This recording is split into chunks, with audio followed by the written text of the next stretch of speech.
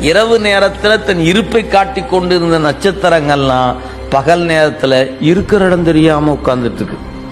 எங்கேயா போச்சு? அங்கேயே தான் இருந்துச்சு.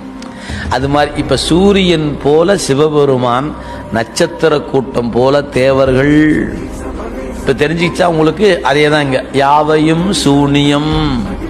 எது சத்து எதிர்?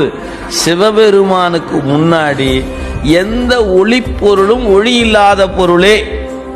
தங்கம், வெள்ளி, வைரம், மாணிக்கம், வைடூரியம் எல்லாத்தையும் தூக்கி குப்பையில போடும், ஒன்றும் தெரியாது. ஏன்? இங்க இருக்க வரைக்கும் அது மின்னிக்கிட்டு இருக்கும். அங்க போச்சுன்னா இது மின்னும், ஆனா அந்த வெளிச்சத்துக்கு முன்னாடி ஒண்ணும் இல்லாம போயிடும். அப்பனா அவர் எப்படி இருப்பார்? சுந்தரரே 1000 சூரியன் போல இருக்கிறார். சுந்தரரே சிவபெருமான இப்ப எத்தனை சூரியனுங்க? அடக்கடவுளே, அவ்வளவுதான். நம்ம கண்ணால பார்த்தா கண்ணு காணாம போயிடும்.